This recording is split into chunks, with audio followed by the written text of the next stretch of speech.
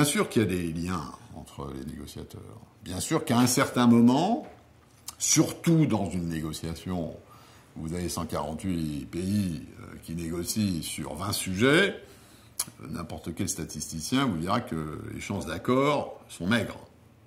Hein, et donc, souvent, un accord intervient parce que le collectif des négociateurs va en quelque sorte, en tant que collectif, se comporter pour apporter ensemble un résultat. Et ils vont prendre, par rapport à l'instruction, par rapport à leur mandat, ils vont tous prendre un petit bout de liberté au nom du fait qu'on est là ensemble pour faire avancer la négociation et pas pour la faire reculer.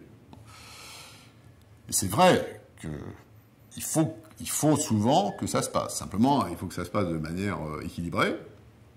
Et ça se passe souvent, mais si on veut en bien évaluer ce genre d'éléments qui ne ressort pas forcément totalement précisément du mandat, il faut l'évaluer sur la durée.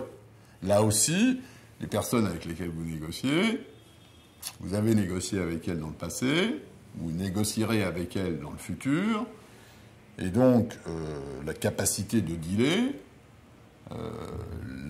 l'idée que vous vous faites du fait que vous avez déjà fait des bons deals, même si par moment vous avez fait des concessions, et un bon deal n'est pas un deal où on ne fait pas de concessions. Il faut très mal connaître la négociation pour savoir qu'une bonne négociation, c'est quelque chose où vous ramassez 100% de vos objectifs, votre interlocuteur repart à poil chez lui. Jamais, dans mon expérience, jamais ça n'a été une bonne négociation. Donc tout ça joue, effectivement. Alors, quelle est la proportion exacte des différents ingrédients de cette chimie?